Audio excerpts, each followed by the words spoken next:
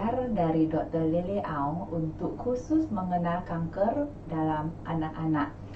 Saya akan sedikit memperkenalkan siapa itu Dr. Lily kepada bapak-bapak dan ibu-ibu sekalian. Jadi Dr. Lily, dokter khusus anak-anak, menangani banyak kasus kanker darah dan tumor lebih dari 20 tahun pengalaman. Dan mendapat banyak pengetahuan dan pengalaman juga di Memorial Sloan Kettering Cancer Center dan juga di Weill Cornell Medical College di New York. Beliau menangani semua kanker khusus di dalam anak-anak, remaja dan juga orang dewasa muda. Kasus-kasus yang sangat spesial untuk Dr. Lily adalah sarkoma, neuroblastoma, kanker otak, kanker ginjal dan juga kanker hati. Saya Sofia, saya suster di salah satu klinik di Gleneagles di bagian THT, dan saat ini, malam ini saya akan bersama dengan Dr. Lily. Saya akan mentranslate dan juga akan coba untuk belajar bersama dengan ibu dan bapak-bapak sekalian. Dan pada para permisa sudah boleh mulai mengetik pertanyaan yang ada di dalam benak bapak-bapak dan ibu sekalian. Jadi nanti ketika masa-masa Q&A, saya sudah bisa membaca pertanyaan yang ada dan Dr. Lily akan menjawab semua pertanyaan yang ada di komentar di Facebook Smarter Health Indonesia. Now I let Dr. Lily to start your presentation. Thank you, Sophia. Good evening, everybody, and thank you for joining us online on Facebook from Indonesia. Selamat malam, terima kasih sudah bergabung bersama kita semua. So today I hope to share with you a little bit more about childhood cancer and cancer in children, cancer in children and young adults. Jadi pada malam hari ini Dr. Lily akan men-sharingkan kanker-kanker di dalam anak-anak, remaja dan juga orang dewasa muda. Okay, so first slide, I wanted to actually clarify what is a pediatric hematologist oncologist versus somebody who takes care of adults. Jadi slide pertama Dr. Lily akan men-sharingkan perbedaan dokter hematologi onkologi anak dan juga dewasa.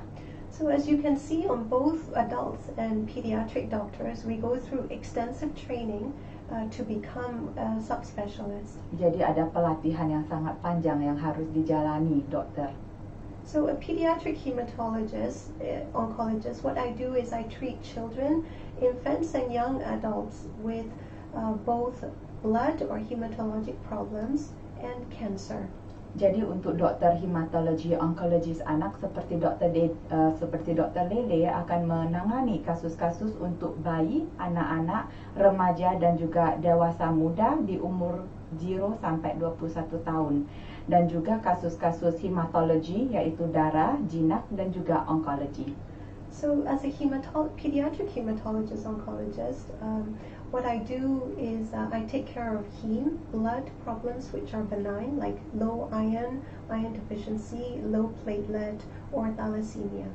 Jadi untuk bagian darah yang ditangani Dr. Lele adalah untuk masalah-masalah seperti pendarahan, masalah pembekuan, anemia dan juga thalassemia. So as a pediatric oncologist, I take care of children and young adults with blood cancer like leukemia and solid tumors like brain tumors or neuroblastoma or sarcomas. Dan juga Dr. Lele menangani kanker khusus untuk anak-anak, remaja dan juga dewasa muda untuk kanker-kanker seperti leukemia, limfoma dan juga tumor otak. So in adults, it's a little bit different in that you have medical hematologists who take care of adults with both benign and malignant blood problems like chronic leukemia. Jadi untuk di kasus dewasa sedikit agak berbeda. Jadi spesialisnya dokter hematologi medis. Jadi hematologi jinak dan juga ganas, pendarahan, anemia, thalassemia, leukemia itu ditangani oleh dokter hematologi medis. So for medical oncologists who take care of adults, they have adults with breast cancer or colon or lung cancer. Dan untuk kasus di dewasa, biasanya tuh dokter onkologis medis itu menangani kasus-kasus seperti kanker payudara, usus besar, paru-paru, prostat. So the next slide kind of gives you an overview of what this talk is going to be about. So a little bit on introduction for cancer in children, adolescents, and young adults. Jadi kita akan sama-sama mengenal kanker pada anak-anak, remaja, dan orang dewasa muda. What causes these cancers? Apa penyebab kanker pada anak-anak? And some of the more common cancers in children like leukemia, neuroblastoma, and brain tumors. So only 3 I will share with you today. Dan juga kanker yang umum yang terjadi di dalam anak-anak, yaitu ada 3 yang hari ini akan di-sharingkan, yaitu leukemia, tumor otak, dan juga neuroblastoma. So as an introduction and overview of childhood cancer, the next slide shows a reference from the World Health Organization, which shares that in the whole world, we have about 18.1 million cases of cancer each year in both adults and children. Di dalam satu gambar ini kita bisa melihat bahwa ini dari WHO. Jadi dari diagram ini kita bisa melihat dalam 1 tahun ada 18,1 juta kasus kanker yang baru tiap tahun. Itu sudah termasuk orang dewasa dan juga anak-anak. So you can see the purple ring that shows us the percentage in Asia. So in Asia we have close to 50% of all these cases of cancer. Dan di Asia sendiri hampir 50% kasus baru kanker dalam 1 tahun. Okay, so the next slide kind of shares with you a pie chart about Singapore. So in Singapore we have close to 6 million people in all of Singapore, and out of that we have 26,000 cases of cancer each year. Dan ini adalah diagram di kasus-kasus di Singapura sendiri. Jadi ada populasi ada hampir 6 juta orang dan tiap tahun ada sekitar 26.000 kasus kanker yang baru. So on the left side of your screen you can see a pie chart that shows the common cancers for both sexes in Singapore. Kita bisa melihat ada kanker yang sangat umum di Singapura untuk pria dan juga wanita. So you can see the number 1 common cancer is colon, followed by prostate and lung and breast. Dan kita bisa melihat kanker yang paling umum adalah di Singapura adalah kanker usus, kedua prostat, paru-paru, dan juga payudara. Okay, so the next diagram is of interest for all of you in Indonesia because these numbers show you the cancer incidence in Indonesia. Dan diagram yang selanjutnya adalah diagram kasus-kasus kanker di Indonesia setiap tahun. So you can see that we have about 267 million people in all of Indonesia, and out of that we have close to 350,000 cases of cancer each year. Dan kita bisa melihat di dalam populasi Indonesia yang sekitar 266 juta orang, ada sekitar 348.000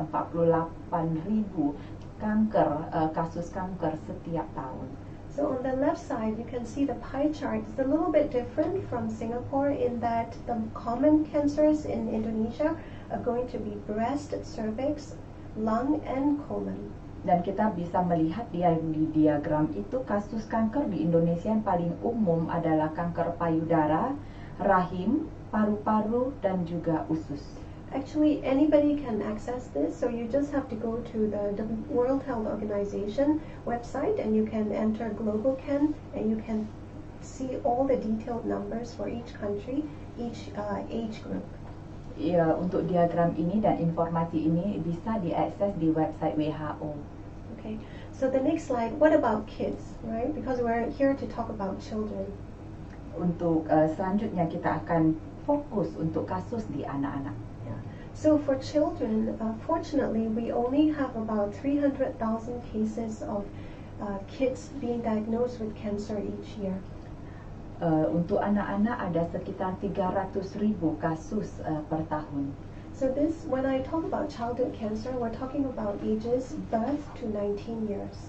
Jadi untuk kasus ini kita untuk kasus anak-anak kita tuh membicarakan tentang umur dari lahir sampai 19 tahun. Okay, then now let's talk about the types of childhood cancer. Mari kita sama-sama belajar tentang jenis-jenis kanker anak. So we actually group it into two groups. One is hematologic or blood cancer, and two is solid tumors or solid cancers. Jadi kita bagi dalam dua grup, satu hematologi yaitu kanker darah, yang kedua adalah tumor padat. So under hematology, we put children with acute leukemia, chronic leukemia, and lymphoma. Di bagian hematologi kanker darah, kita ada beberapa jenis yaitu leukemia, leukemia limfoblastik akut, dan juga limfoma. So the second group, solid tumors, actually make up of everything that is solid. So brain tumors, neuroblastoma, sarcomas, kidney cancers. Dan jenis bagian kedua adalah tumor padat, yaitu biasanya kanker-kanker yang memang tumornya itu bersifat padat seperti tumor otak, neuroblastoma, ginjal, dan juga tumor tulang. Okay. So the next slide kind of shares with you the another pie chart representation of common cancers in children. Ini adalah satu diagram khusus untuk jenis kanker dalam anak. So the most common cancer is going to be leukemia, which is about 30% of children who are diagnosed with cancer. Yang paling umum di dalam anak-anak adalah leukemia, ada 30% dari semua jenis kanker. The second most common type of cancer is in children is going to be a solid tumor, which is a brain tumor. Dan yang kedua adalah tumor otak. So the brain tumors make up about 25 to 30% of cancer. Jadi tumor otak ada sekitar 25 sampai 30%. And then the rest of the pie chart is made up of other solid cancers like neuroblastomas and sarcomas. Dan beberapa tumor padat yang kita bisa melihat yang ada di dalam chart ini yaitu neuroblastoma dan juga limfoma. The next slide kind of shares with you the survival rates for all different types of children with cancer. Ini adalah tingkat kesuksesan dari jenis-jenis kanker di dalam anak.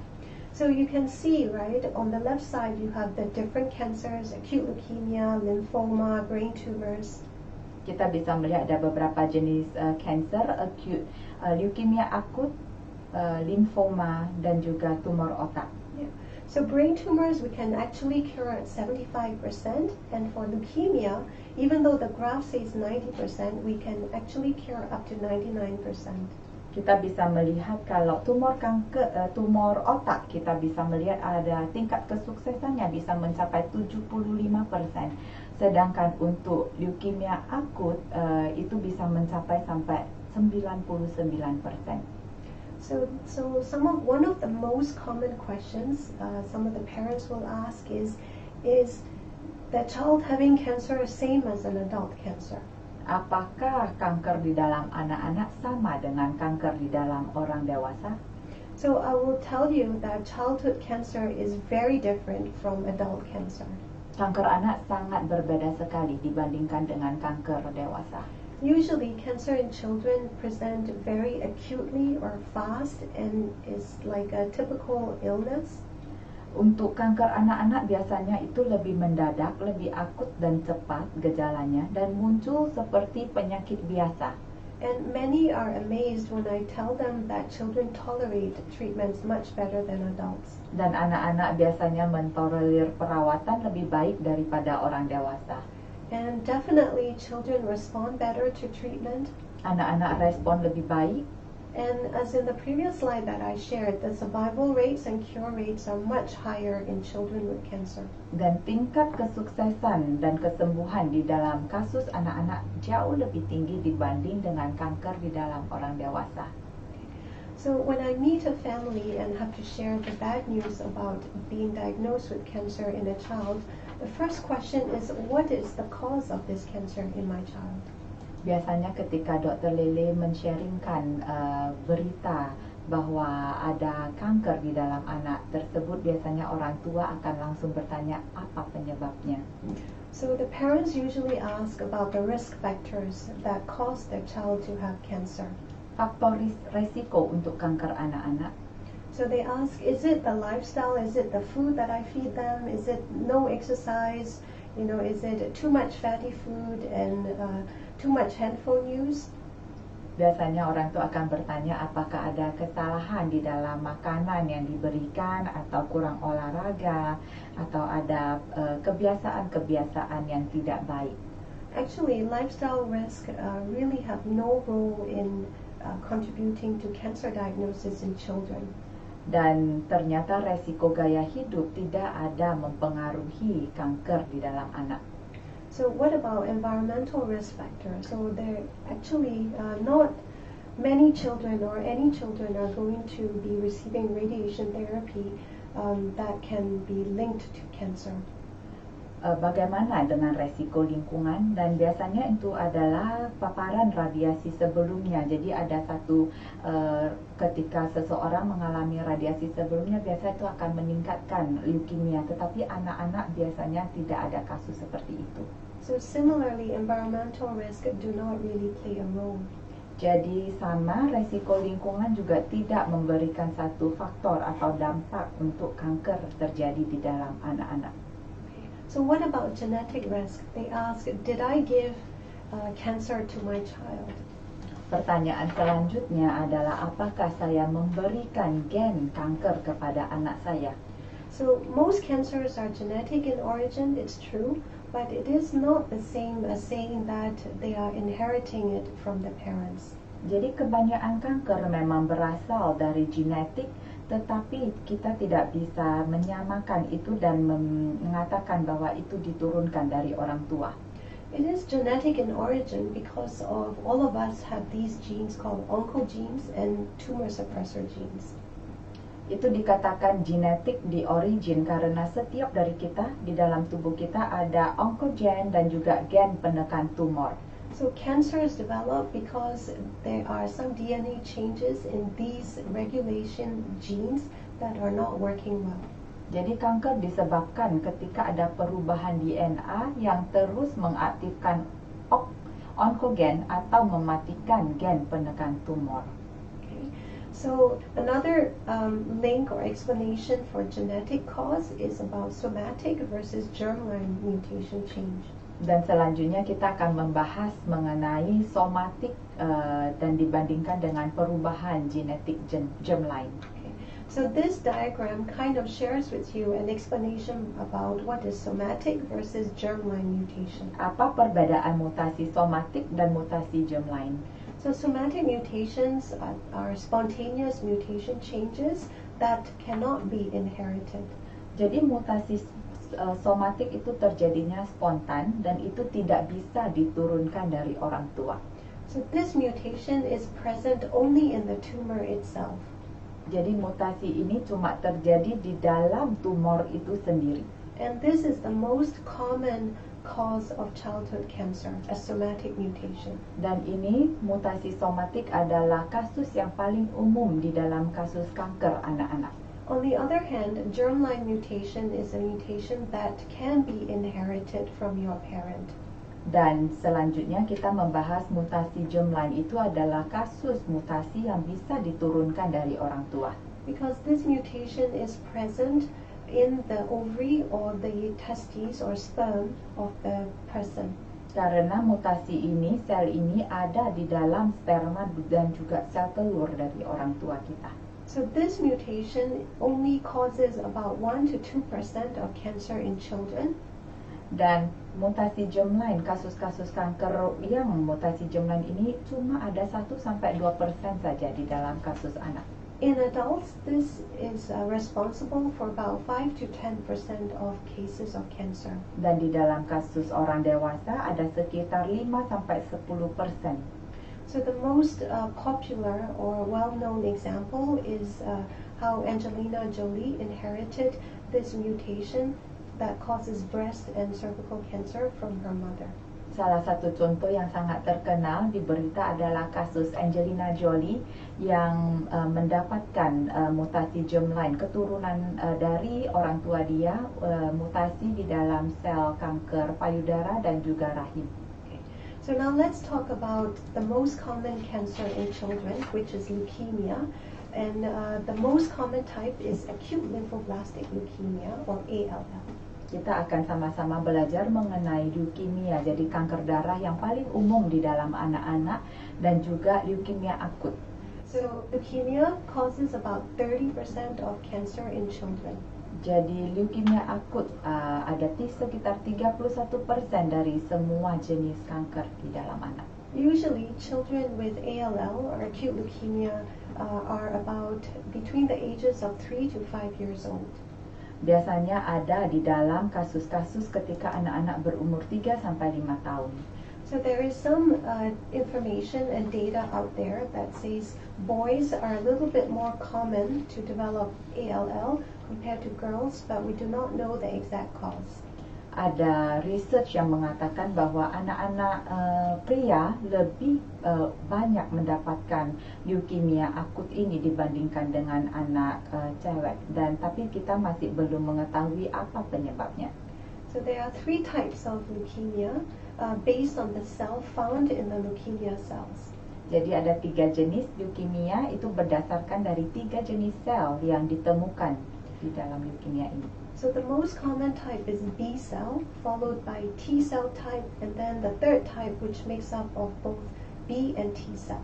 Jadi jenis pertama adalah sel B, kedua sel T, dan ketiga adalah ketika sel B dan sel T bercampur. So for leukemias, cure rate is about more than 80 to 90%, but the most common B cell ALL, the cure rates reach up to 99%.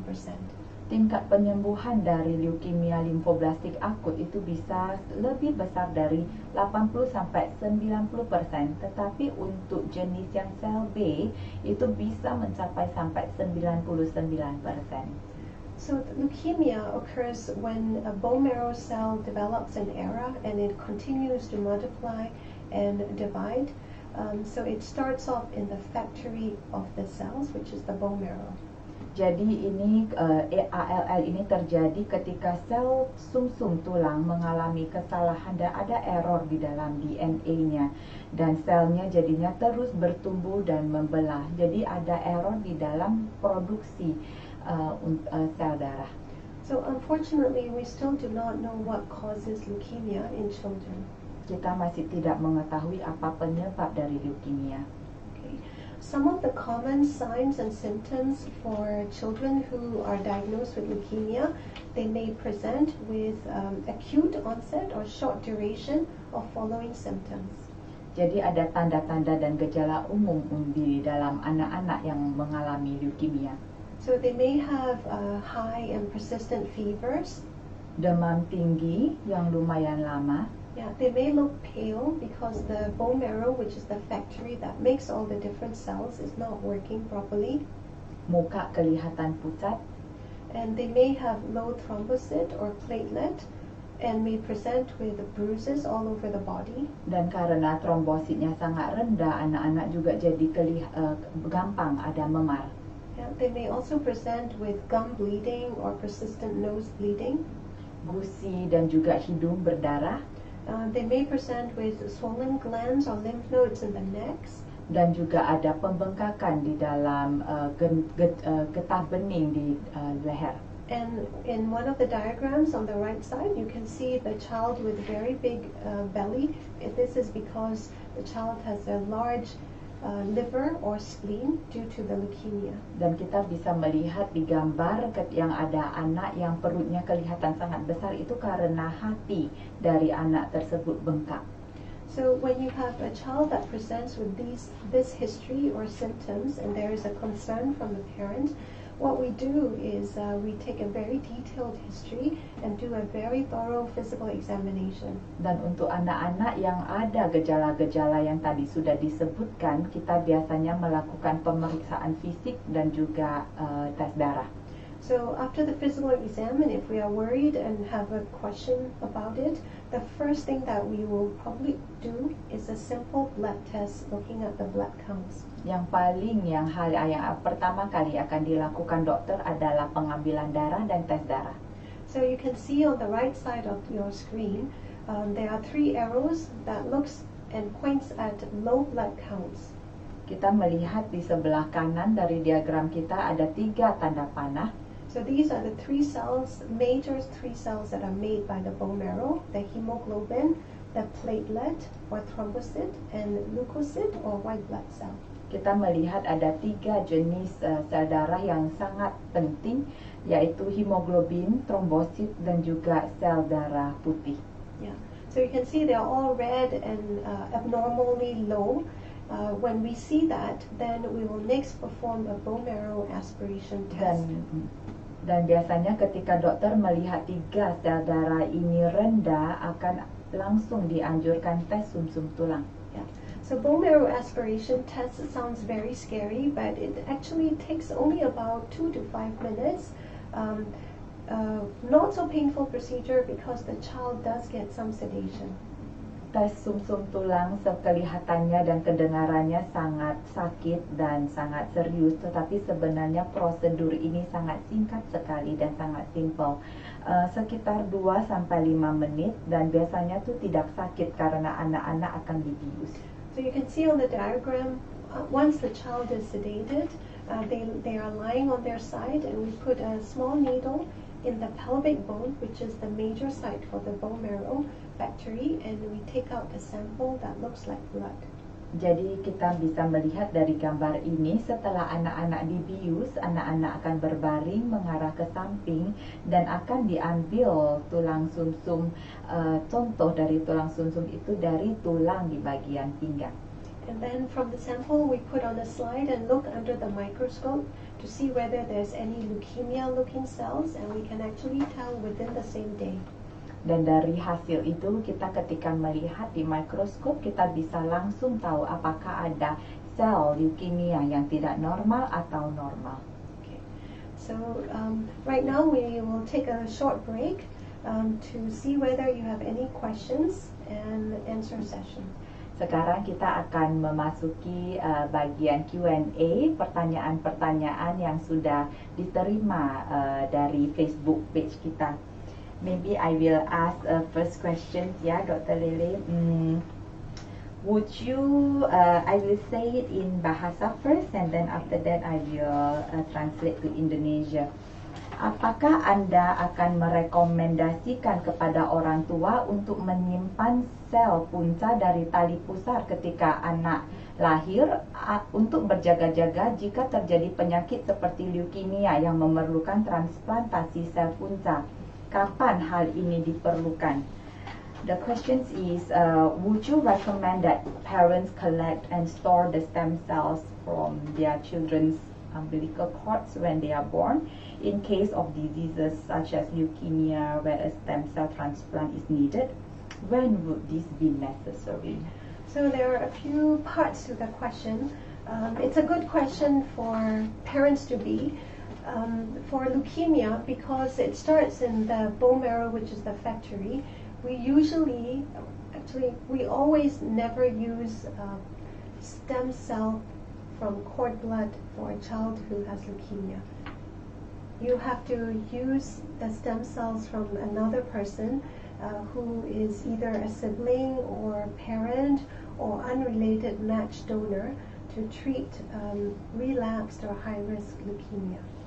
Oke, jadi untuk kasus-kasus leukemia memang ternyata Dr. Lele bilang itu biasanya stem cell tidak diambil dari anak itu sendiri, tetapi dari orang lain seperti misalnya saudaranya, orang tuanya, atau mungkin juga orang yang tidak dikenal. So for leukemia, for children's cases, the donors is not from the kid stem cells itself. Jadi memang bukan dari anak itu sendiri. Yeah, because the leukemia starts in the bone marrow, you actually have to exchange it with a healthy donor's bone marrow. Jadi karena leukemia dimulai dari tulang sumsum anak itu sendiri, kesalahannya di tulang sumsum produksi anak itu sendiri. Jadi stem cell yang akan didonor adalah dari orang yang sehat. So must be from other healthy person. Jadi harus dari donor yang sehat. Jadi itu biasanya saudara, family, atau mungkin orang yang tidak dikenal. Yeah. So healthy person who is a good match for the child who has persistent or relapsed or high-risk leukemia.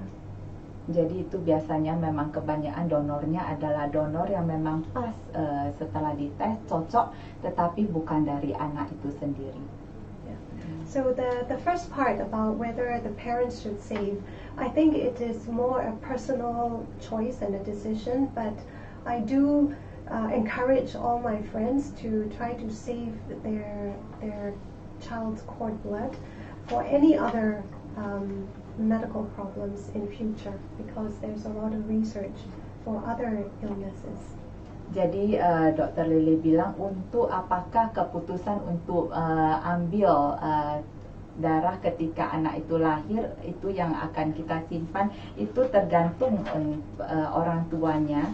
Tetapi Dr. Lele selalu menganjurkan ke teman-teman dia untuk selalu disimpan sel punca dari tali pusar anak tersebut. Karena dari research bisa melihat kalau itu sangat berguna. May I know what kind of cases where it is useful? Yeah, so in my 20 plus years of practicing, I have not had to use any child who has been diagnosed with cancer's own cord blood. Oke, jadi memang dari pengalaman 20 tahun dari Dr. Lele menjadi dokter dan menangani banyak kanker anak-anak, belum ada kasus di mana anak tersebut memerlukan sel punca dari tali pusar dia sendiri. Yeah, so I think there's still research ongoing and there's no clear indication about specific diseases that you can use the baby's cord blood for the baby. Jadi memang belum ada, ini masih dalam proses research pemeriksaan di mana bagaimana tali punca dari tali pusar anak itu bisa akan berguna untuk anak itu sendiri. Ini semua masih dalam bidang research. But you will recommend for the parents if possible to Yes, save. it's possible, and if you have the funds to save, it's good to save. But if it's not, there's also public stem cell or cord blood banks that you can donate to for other patients or future research. Oke, dan memang jadi Dr. Lele bilang mengatakan bahwa memang dia merekomendasikan untuk orang tua bisa menyimpannya. Itu bisa juga kalau untuk menyimpan untuk sendiri dan kita jikalau kita memiliki dana, tetapi jikalau tidak itu bisa kita donorkan ke publik. Jadi ketika ada anak yang lain yang memerlukan, itu bisa menjadi berguna bagi anak yang lain. The next question is apa pengobatan atau terapi yang paling efektif dalam mengobati leukemia pada anak? What treatment or therapy is most effective in treating leukemia in children? So I think acute leukemia in children is probably one of the easiest to treat because we can cure a majority of children, and all you need is chemotherapy. Jadi treatment yang penanganan yang paling bagus adalah chemotherapy. So chemotherapy is medicine to kill cancer cells. So just like antibiotics are medicines to kill infections. Jadi kemoterapi adalah jenis obat yang memang khusus untuk membunuh sel kanker. It's just that chemotherapy has more side effects, and it is worrisome and to a lot of parents and also us. Cuma memang kemoterapi memiliki berbagai side effect dan juga ada banyak kekhawatiran di dalam pihak orang tua. So in many children with leukemia, you don't really need even stem cell transplant to cure them. You just need chemotherapy, which is in oral IV injection forms for the children to take. Jadi di dalam kasus leukemia anak-anak biasanya kita tidak memerlukan stem cell transplant, tetapi biasa yang akan dianjurkan adalah kemoterapi. Itu bisa dalam obat yang bisa diminum anak-anak atau bisa juga suntikan dan juga obat infus. May I know what are the side effects that is common from chemotherapy? Yeah. So You will be amazed to know that children actually tolerate chemotherapy much better than us old adults. Common side effects, of course, nausea and vomiting, but we have so many different medicines to counteract that. Jadi side effect gejala samping yang biasa disebabkan oleh kemoterapi adalah muntah, seperti berasa agak pusing, tetapi tidak perlu terlalu khawatir karena ada obat-obat yang bisa menangani gejala-gejala tersebut. So temporary hair loss, which is very worrisome for teenage girls, but it's temporary and it grows back. Juga salah satu side effect-nya adalah rambut rontok. Yeah. So some of the chemotherapy drugs has specific side effects, but all of them, it will lower the immune system, so the body's ability to fight different infections is lowered, so they are at higher risk for infections. Dan juga kemoterapi bisa mengakibatkan imun sistem anak tersebut lebih rendah, jadi lebih gampang terkena infeksi. Yeah. So other side effects include they may need transfusions for blood or platelets because the blood counts will be affected as well. Dan juga ada kadang-kadang anak-anak memerlukan transfusi darah ketika kita melihat trombositnya terlalu rendah. Some of the side effects that I do share with parents and older children, if they can understand it, is that some medicines can hurt their ability to have children naturally in future. Dan juga ada beberapa obat kemoterapi bisa mempengaruhi ke anak-anak tersebut untuk melahirkan anak ketika mereka dewasa nanti. So, because we aim to cure all the children with different cancers, we have to plan for their future as well. Karena kita menangani anak-anak, kita juga perlu memikirkan masa depan mereka.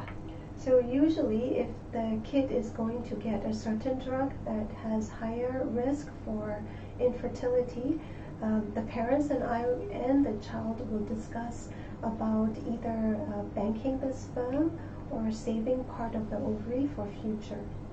Dan untuk penanganan yang memerlukan obat kemoterapi yang memang ada gejala efek samping untuk kemampuan anak tersebut untuk bisa melahirkan atau bisa memiliki keturunan, biasanya Dr. Lily akan mendiskusikan lebih jauh dengan orang tuanya sehingga mereka bisa memutuskan apa yang perlu dilakukan, misalnya mungkin menyimpan sperma atau juga mungkin melakukan sesuatu terhadap sel telur anak tersebut, remaja tersebut. So there are many scary side effects, but there are also many children who are doing extremely well, able to have their own children and in working professional positions. Memang kalau didengar seperti ada banyak sekali side effect dari kemoterapi itu, tetapi kita juga bisa melihat tingkat kesuksesannya yang sangat tinggi dan bagaimana anak ini bisa bertumbuh sehat, bekerja dan berfungsi normal seperti orang dewasa dan bahkan memiliki keturunan. Okay, let me get questions from WhatsApp ya. Hai Dr. Lily, saya mau tanya bagaimana agar leukemia ALL tidak menyerang ke bagian tubuh lain. I want to ask how to prevent ALL from attacking other parts of the body. So thank you for the question. I'm assuming that the child has ALL. Yeah. And so in boys,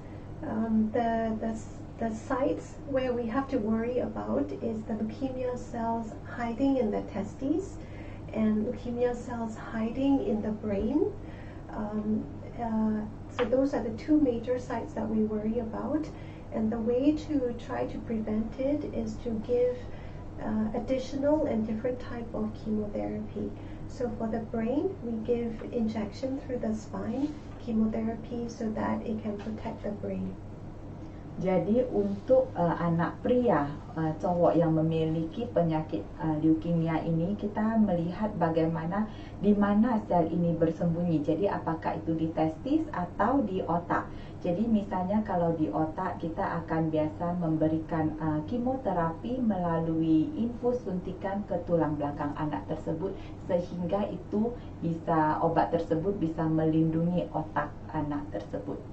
And so for their testes, there are treatment protocols where the boys with ALL or leukemia get a little bit longer treatment compared to girls because we don't have testes.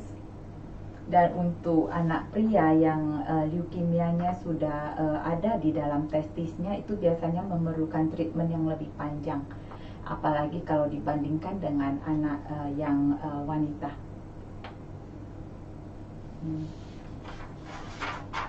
Let us go to the next one. Okay, Dok, keponakan saya usia 15 tahun didiagnosa leukemia. Beberapa bulan kemudian didiagnosa kanker otak. Apa dua jenis kanker bisa menyerang tubuh bersamaan? Apa ini normal? Doctor, my 15-year-old nephew was diagnosed with leukemia. A few months later, he was diagnosed with brain cancer. What is that normal for two types of cancer that can attack the body at the same time? Yeah, so I probably need to get a little bit more information because it is extremely rare for one child to have two different types of cancer within such a short period of time. Jadi memang Dr. Lele bilang mungkin dia sebenarnya perlu lebih banyak pertanyaan lagi mengenai kondisi anak tersebut, karena memang jarang sekali di dalam tubuh anak-anak, satu anak bisa ada dua jenis kanker yang menyerang pada saat yang bersamaan. So I would be happy for you to send me an email with some information, or you can touch base with the ICON concierge and I can help answer with video call. Jadi memang Dr. Lele bilang kalau mau bisa kita kontak melalui email atau email ICON. Jadi kita bisa, Dr. Lele bisa melihat dan mengetahui kondisi anak tersebut dengan lebih lengkap lagi sebelum bisa memberikan satu rekomendasi pengobatan.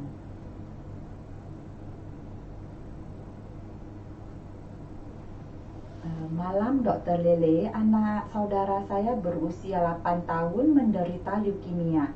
Apakah benar leukemia pada anak memiliki angka remisi yang tinggi? Dr. Lele, my brother's 8-year-old son has leukemia. Is it true that leukemia in children has a high remission rate? Yes. It is very true. So the most common cancer is leukemia, and the most common type of leukemia is B-cell leukemia. And usually by day 8 or day 14 of starting treatment, all the leukemia cells have disappeared in children. And in more than 90% of children with leukemia, by 30 days of treatment, all the leukemia has gone. Jadi memang Dr. Lele bilang angka remisi untuk leukemia di kasus anak-anak memang sangat tinggi sekali. Karena biasa itu yang ada masalah adalah, yang paling umum adalah leukemia memiliki masalah di sel B. Dan biasanya untuk treatment untuk leukemia ini pada hari ke-8 sampai 14 hari dari setelah anak itu mendapatkan kemoterapi atau perawatan, anak-anak sel leukemia sudah sangat mulai kelihatan membaik, dan 90% dari anak-anak tersebut dalam 30 hari sudah sembuh. So leukemia treatment is long and very tiring, but it's important to continue and complete all the treatment so that the leukemia doesn't come back ever. Memang proses penyembuhan untuk leukemia itu bisa sangat panjang dan sangat melelahkan, tetapi penting sekali jikalau perawatan ini dilakukan sampai tuntas sehingga sel leukemia itu tidak balik lagi. May I know, Dr. Lele, about like how long is the full treatment? Yeah, so for leukemia, the intensive treatment where the child cannot go to school is going to be about 6 to 8 months. And then after that, the treatment is less intensive, and the whole treatment takes about 2.5 to 3 years. Jadi memang untuk perawatan leukemia ini intensitasnya itu biasanya yang paling ketat adalah 6 sampai 8 tahun. Anak tersebut mungkin tidak bisa ke sekolah, dan setelah itu akan lebih berkurang lagi intensitasnya. Jadi perawatannya tidak seketat itu lagi, dan secara keseluruhan mungkin memerlukan 2 sampai 3 tahun total perawatan untuk kasus leukemia anak. May I just repeat and just to make it clear, so 6 to 8 months the kid has to be have the treatment and can go to school. It's intensive treatment initially, so they usually cannot go to school for the first 6 to 8 months. After that, the treatment continues, but it's less intensive and they can go back to school. Jadi memang selama 6 bulan sampai 8 bulan anak tersebut harus mendapatkan treatment ini dan tidak bisa ke sekolah, tetapi setelah itu bisa balik ke sekolah lagi. Yeah. So because the child looks very well and feel very well when the leukemia disappears, and the treatment is tiring and disruptive, it's tempting to stop treatment, but it's very important not to stop so that it will never come back again. Jadi memang anak-anak itu biasanya akan kelihatan fresh dan mungkin nggak kelihatan sakit di dalam tengah-tengah perawatan, tetapi tidak boleh berhenti di tengah jalan karena itu bisa kembali mengakibatkan sel leukemia itu kembali lagi. Dan sangat penting treatment ini dilakukan secara tuntas sampai habis dan sehingga sel leukemia itu tidak balik menyerang lagi. Back to the slides. Kita sekarang sama-sama balik ke slide kita ya. Okay, thank you so much for all the good questions. So now we're going to talk about the most common solid tumor in children, which is brain tumors. Sekarang kita akan sama-sama membahas mengenai tumor otak. So brain tumors, again, they are going to be about 25 up to 30% of children with cancer. Jadi tumor otak ada sekitar 25 sampai 30% dari persentase kanker anak-anak. So there are many different types of brain cancers or brain tumors. The most common are going to be astrocytoma, medulloblastoma, ependymoma, and gliomas of the brainstem. Jadi jenis-jenis tumor otak yang paling umum adalah astrocytoma, medulloblastoma, ependymoma, glioma batang otak. Yeah. So the way that the child is going to present is going to depend on the type and the location of the tumor. Jadi gejala anak tersebut tergantung pada lokasi di mana tumor itu bertumbuh. So I can't stress that the surgeon with the best experience is the most important in giving the child up to 70% chance for cure. Jadi memang untuk kasus tumor otak yang paling penting adalah dokter bedahnya. So because you can see from the diagram that different parts of our brain control different symptoms and emotions and function. Jadi kita bisa melihat memang dalam bagian-bagian otak tersendiri ada bagian-bagian yang mempengaruhi pendengaran atau kelihatan anak-anak dan juga pendengaran. Yeah. So because of that, the way that the child or even an adult present is going to be depending on the location. So they may present with vomiting or mood swings. Jadi memang gejalanya beda-beda ya. Ada yang gejalanya tuh anak-anak muntah, ada yang juga emosinya jadi berubah-berubah. Yeah. So some of them may have hearing problems, severe headache, especially in the morning. Speech problems, or they may also even present with seizures. Dan ada berbagai jenis gejala lagi, biasanya tuh seperti pendengarannya terpengaruh atau sakit kepala khususnya di pagi hari, dan juga speech, jadi ketika ngomong anaknya tuh sepertinya tidak jelas. So the next slide kind of shares with you the diagram of the brain. The upper part is the supratentorial and the lower part is the infratentorial, and lower part of the brain is where a lot of different cancers in children will occur. Dan kita melihat otak ini di diagram ini dibagi dua, yaitu supratentorial bagian atas dan juga intratentorial bagian bawah. Dan untuk anak-anak, kasus yang banyak tumor otaknya adalah di bagian bawah. Yeah. So the treatment for brain tumors are going to depend on the location and the type of the tumor. Jadi perawatannya juga tergantung lokasi dan juga jenis tumor anak tersebut. The surgeon and the surgery is the most important. Dokter bedah yang paling penting. The reason is because in the brain we have a blood-brain barrier where the chemotherapy infiltration is not so easy. Jadi karena memang di otak tuh ada satu pembatasan di mana kemoterapi itu tidak bisa mempengaruhi dan memberikan satu efek yang sangat bagus. Yeah, so even then we have several drugs that are known to penetrate this barrier well, so we still use chemotherapy. Tapi karena ada beberapa jenis obat kemo yang terkenal yang bisa menembus satu pembatasan di otak ini, sehingga tetap dokter-dokter ada yang banyak menganjurkan kemoterapi juga. We also use radiation therapy, but we try our best not to use radiation therapy to children younger than age 3 because that's when the brain is developing the most. Kita juga menganjurkan radiasi, tetapi itu biasanya tidak dianjurkan untuk anak di bawah 3 tahun karena itu di masa-masa otak mereka masih berkembang. So in a child younger than age 3, if the tumor is very aggressive and we cannot give radiation, we use a stem cell transplant with a high dose of chemotherapy.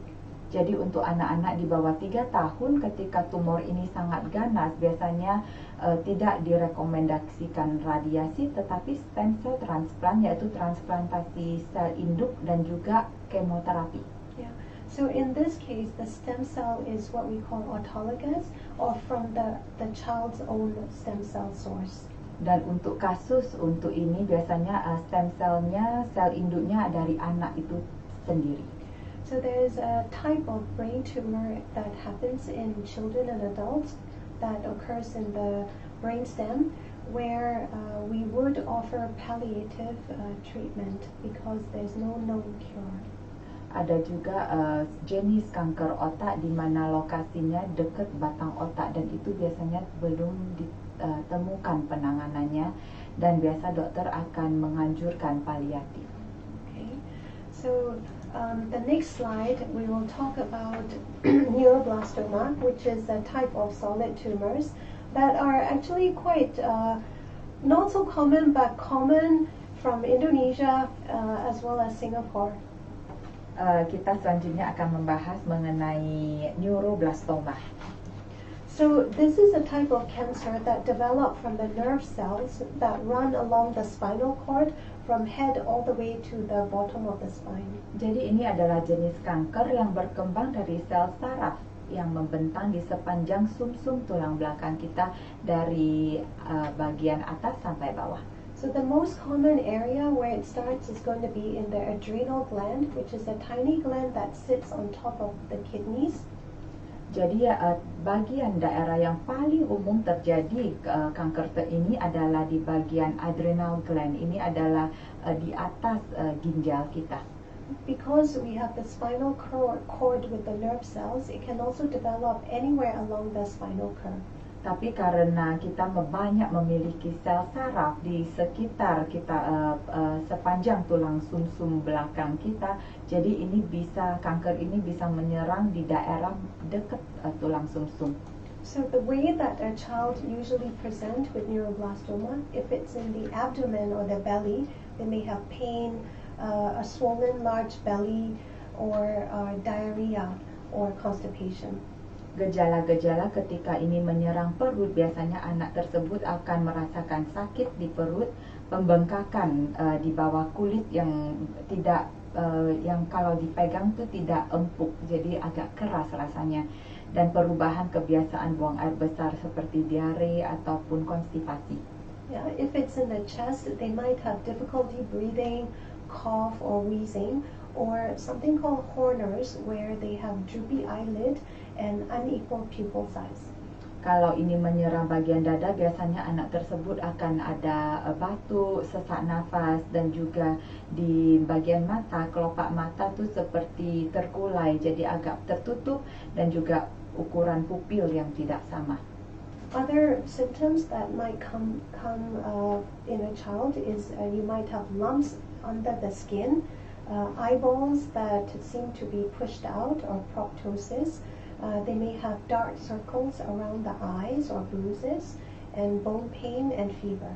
Dan gejala lain yang biasa dirasakan anak-anak adalah ketika adalah benjolan yang dirasakan di bawah kulit, bola mata yang tampak menonjol dari rongganya, dan lingkaran hitam atau memar di sekitar mata, atau juga ada sakit punggung. Yeah. So treatment for neuroblastoma is similar to brain tumors in that we use the surgeon skills, we use chemotherapy, we use radiation therapy, and autologous stem cell transplant. Untuk perawatan neuroblastoma juga sama dengan kasus tumor otak. Jadi ada kemoterapi, juga ada pembedahan, radiasi, transplantasi sel induk dari anak tersebut.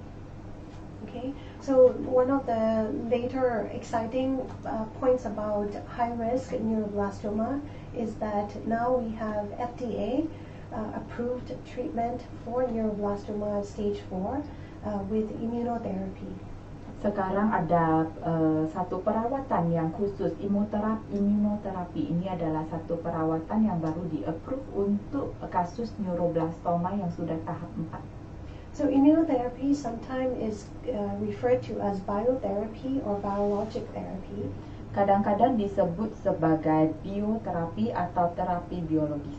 Because immunotherapy uses your own body's cells in the immune system to fight the cancer cells. Imunoterapi menggunakan sistem kekebalan tubuh kita sendiri untuk melawan sel kanker. Yeah.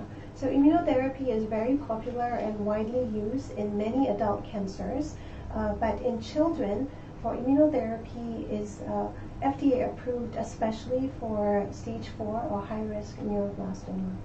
Jadi untuk imunoterapi biasanya sering sekali dianjurkan untuk kanker orang dewasa.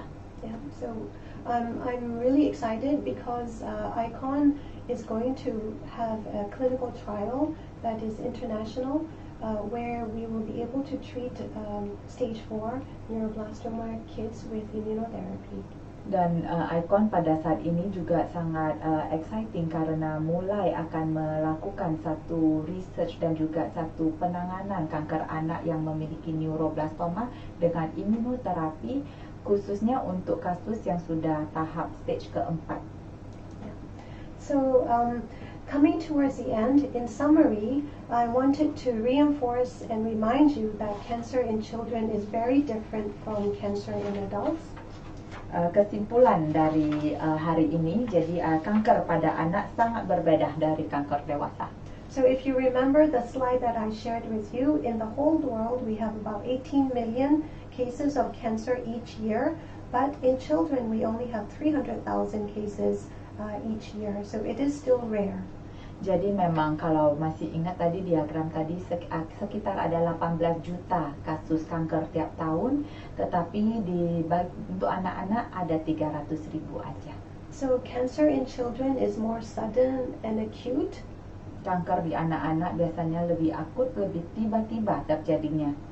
So remember that most cancers are genetic in origin, but it's not the same as saying that you are inheriting it from the parents. Dan kebanyakan kanker di anak-anak memang berasal dari genetik, tetapi tidak berarti itu diturunkan dari orang tua.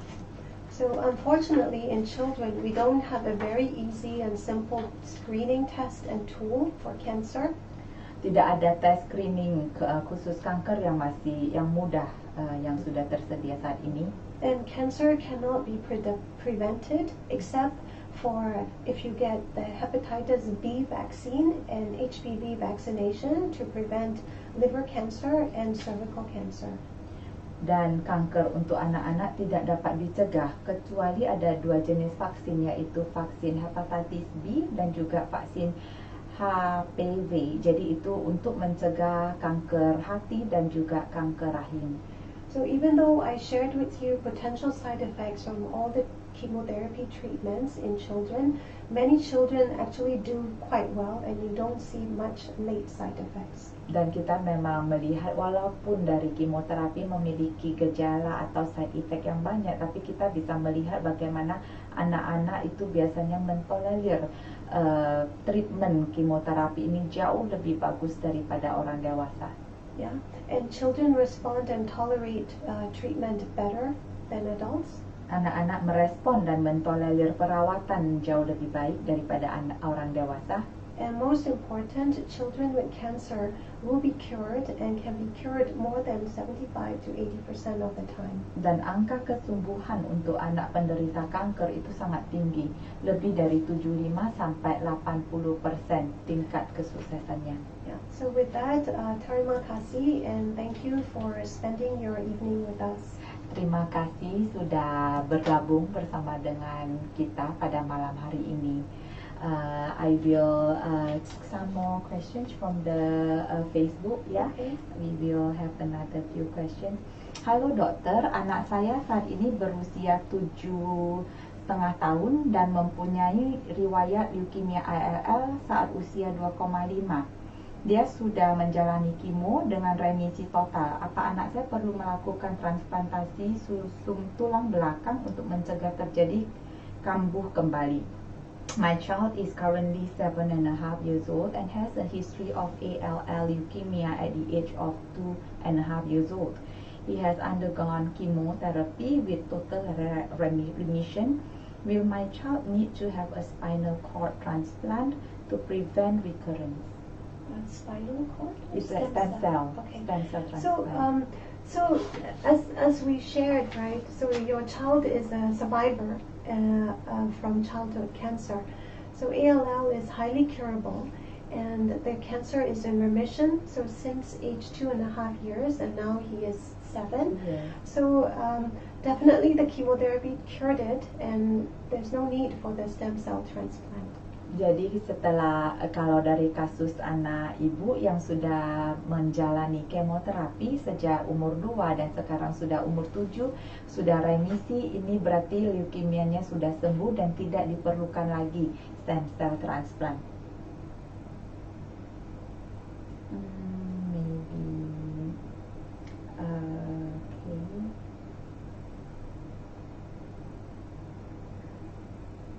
This one we have discussed. Okay, dok, saya punya adik usianya 5 tahun. Sudah sekitar 3 bulanan dia kesulitan untuk berdiri dan ada benjolan di belakang telinganya. Karena HB-nya sangat rendah, dokter menyarankan untuk dirawat dan diberikan donor darah sebanyak 8 kantong. Namun setelah transfusi masih saja HB-nya rendah. Apakah adik saya mengidap leukemia atau mungkin penyakit lain, dok? I have a younger brother who is 5 years old. It had been around 3 months that he have difficulty standing up, and there's a lump behind his ear. Because his hemoglobin is very low, the doctor advised him to be treated and given 8 bags of blood. But after the transfusion, he still had a very low hemoglobin. Does my sister have leukemia or maybe some other disease? Okay. Sorry, the child is how old? 5 years old. Okay. So leukemia cannot be treated or cured with blood transfusion. So I think it's important for you to go back to the doctor, give a more detailed history, let the doctor examine thoroughly, and discuss any other possibilities of what the diagnosis is. Jadi memang leukemia tidak bisa ditangani dengan transfusi darah.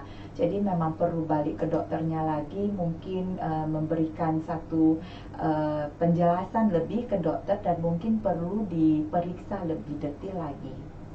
Like maybe blood test. Yeah, so blood tests, physical examination, make sure when they do the blood test, whether is it just the hemoglobin, which is low, is the white blood cell or the platelet count also low?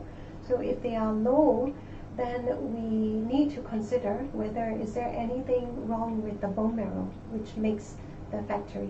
If it's just the hemoglobin being low, most likely it is not leukemia if the child is well. Jadi memang Dr. Lele menganjurkan tes darah, dan mungkin dari hasil tes darah itu bisa melihat apakah level hemoglobinnya saja yang rendah, atau sel darah putih juga rendah, atau trombosit juga mungkin rendah. Kalau 3 sel darah ini rendah, kemungkinan memang ada masalah di tulang sumsum anak tersebut, dan mungkin memang ada kemungkinan itu gejala leukemia. Tetapi kalau memang yang rendah hanya hemoglobin saja, itu mungkin bukan kasus leukemia. Yeah. So I would also be happy to look through the blood tests or any investigations that you can share and give you advice on what to discuss with your doctor. Dan Dr. Lele juga menawarkan kalau bapak atau ibu mau mengirimkan hasil darah anak tersebut ke email Dr. Lele atau Icon, nanti Dr. Lele akan bisa menyarankan penanganan atau hal-hal atau tes apa yang masih perlu dilakukan.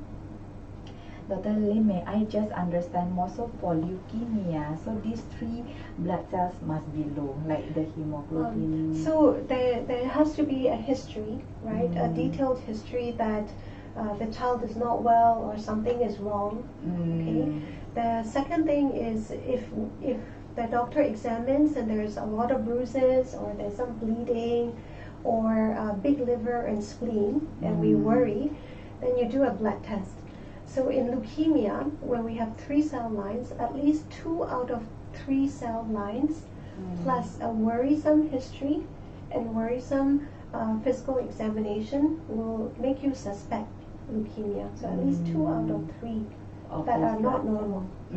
Oke. Jadi untuk leukemia, salah satu yang kita bisa perhatikan adalah gejala yang kita bisa lihat dari anak tersebut. Jadi apakah ada memar di tubuh anak tersebut, atau perutnya bagian hatinya besar, atau mungkin adalah gejala-gejala lain yang tadi sudah Dr. Lele sampaikan di presentasi dia. Ketika ada gejala tersebut dan dari hasil darah ada 2 dari sel darah, misalnya sel darah putih dan hemoglobin rendah, 2 dari 3 kalau ada yang rendah, itu bisa dipertimbangkan kalau itu kemungkinan leukemia. So I will share with you. So if you have a child that has a lot of nosebleeds, right? So it doesn't mean that the child has leukemia. Yeah. So let's say he has nosebleeds, but the child is very well, very active, no other problems. The most common cause for nose bleeding is nose picking in children, right? But if you have a child who has nosebleeds, but when you examine, you also see bruises on the back or the chest, and then maybe the child is losing weight and looking also pale, then there's something wrong, right? So you also need more history and some physical findings in addition to just nosebleed. Ya, jadi Dr. Lele kasih contoh, misalnya dia ada satu anak yang selalu mimisan. Nah, ketika kita lihat satu anak itu mimisan, tetapi kita tidak melihat ada gejala-gejala lain, itu kita tidak bisa mengambil kesimpulan bahwa anak ini ada leukemia. Itu mungkin karena anak ini suka ngupil. Tapi ketika anak ini ada mimisan dan juga ada banyak memar di sekitar tubuh dia, juga ada turun berat badannya dan kelihatan pucat. Nah, dari beberapa gejala ini kita baru bisa mengambil kesimpulan dan juga mengadakan tes-tes yang bisa mengkonfirmasi apakah memang anak ini ada leukemia. Yeah, because cancer in children is still not common. It's just that we are talking about cancer. So the common things are still going to be some virus or some infection cause in children. It's just that it's a persistent and also something telling the parent that there's something wrong with the child. That kind of alerts us as well. Ya. Jadi memang kanker di dalam anak-anak tidak begitu umum, tetapi karena malam hari ini kita mendiskusikan membahas mengenai kanker anak, itu jadinya orang tua biasanya bisa mengetahui apakah gejala-gejala yang dilihat di dalam anak ini memiliki adalah sesuatu yang perlu dikhawatirkan. I think that's the end of our sharing for tonight. Thank you, Sophia, and yeah. thank you, everybody. Terima kasih bapak-bapak dan ibu-ibu yang sudah bergabung bersama dengan kami pada malam hari ini. Saya mungkin menutupi dengan untuk bapak ibu-ibu yang memiliki satu masalah di dalam anak-anak yang memiliki pertanyaan dan mau berkonsultasi dengan Dr. Lele, bisa email di bawah yang sudah ada tertera alamat email Icon dan juga alamat email Dr. Lele, bisa memberikan tes darah anak Anda atau mungkin pertanyaan-pertanyaan yang Dr. Lele mungkin bisa menjawab lebih lagi. Terima kasih dan selamat malam. Thank you.